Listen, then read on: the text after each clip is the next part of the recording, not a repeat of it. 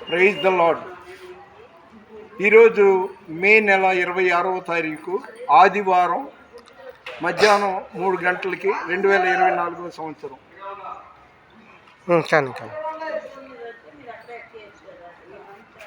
శాశ్వత కృపను నేను తాళంచగా కానుకానైతిని నీ సన్నిధిలో, కానుకానైతిని నీ సన్నిధిలో. శాశ్వత కృపను నేను తాళంచగా నా హృదయమెంతో జీవము గల దేవుని దర్శించి ఆనందముతో కేకలేయుచున్నది. నా హృదయమెంతో జీవము గల దేవుని దర్శించి ఆనందముతో కేకలేయుచున్నది. నా దేహమెంతో నీకై ఆశించే, నా దేహమెంతో నీకై ఆశించే. శాశ్వత కృపను నేను తాళంచగా కానుకానైతిని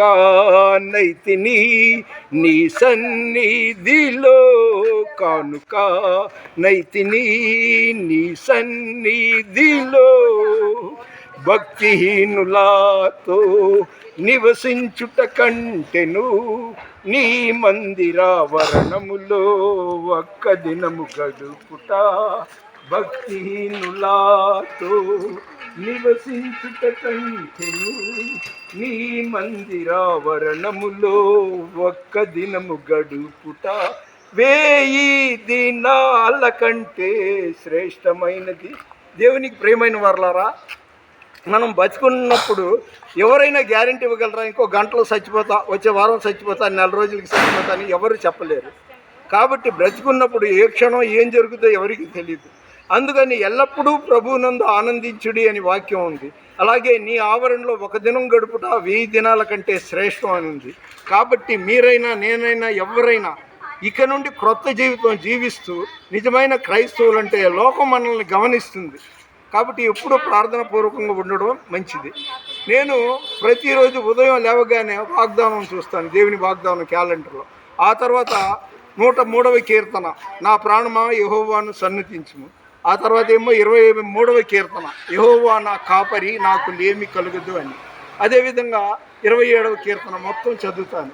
అది చదివిన తర్వాత సరిగ్గా 1.5 గంటన్నర ప్రార్థన చేస్తాను. ఇది మతోన్మాదుల్ని మార్చమని, తోటి క్రైస్తవులు, కష్టాల్లో ఉన్నవాళ్ళు, ఇలాగా అది మన బాధ్యత అన్నమాట. నాకే అన్నీ కావాలి అని నేను ప్రార్థన చేస్తే దేవుడికి ఆ మొర ఆయన చెవికి ఎక్కదు. కాబట్టి మనం ఎల్లప్పుడూ ప్రార్థన చేయాలి, ప్రభువునందు ఆనందించాలి. మనల్ని కాపాడేవాడు కొనకడు, నిద్రపోడు. దేవుడు మన వినికిడిలో ఈ కొన్ని మాటలు దీవించును గాక. దేవుని పరిచర్యలో మీ రత్నం ఫ్రాన్సిస్. God bless you.